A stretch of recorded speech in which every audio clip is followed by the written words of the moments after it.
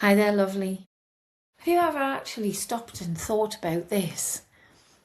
You know, when you started drinking, is this where you thought you'd end up? You know, when it was fun and sociable and just something you did at the weekend? Did you ever imagine there'd come a point where you'd be sitting thinking, this isn't right? Because for most women, it doesn't happen overnight.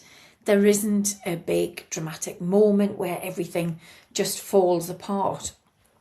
It just gradually changes, because what you once used for light relief has now become the burden, and life gets busier and more stressful with more responsibility and more for you to carry.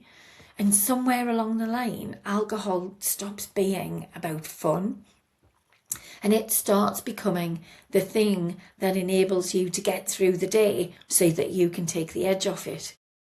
And you know when it's not right. You do. You might not, perhaps at the minute, be able to say it out loud. You might not even fully let yourself think it. But there is a part of you that knows, and perhaps that's why you're here. And yet you still drink. Like me, you press the fuck it button again and again and again. And not because you're weak, but just because the alternative feels so much harder. Because if you had to actually admit that this isn't working, then you'd also have to admit that something has to change.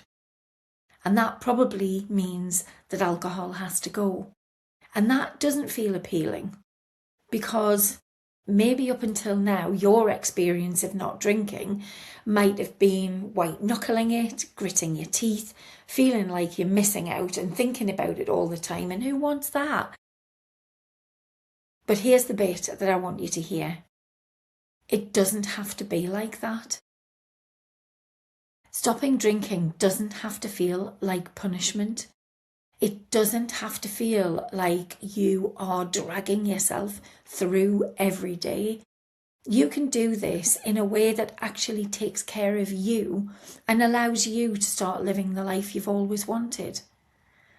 I've been sober since 2017 and my life isn't perfect, and I didn't fix everything all at once, but I've done it in a way that's honest and kind.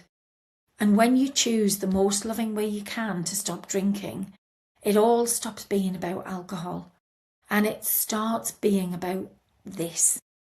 You choosing you instead of alcohol. And if you want a good place to start, I've put together something called 10 Things I Wish Someone Had Told Me About Grey Area Drinking. It's not a lecture, it's not a plan, it's the things that actually make this make sense. Thanks for watching till the end. Take care.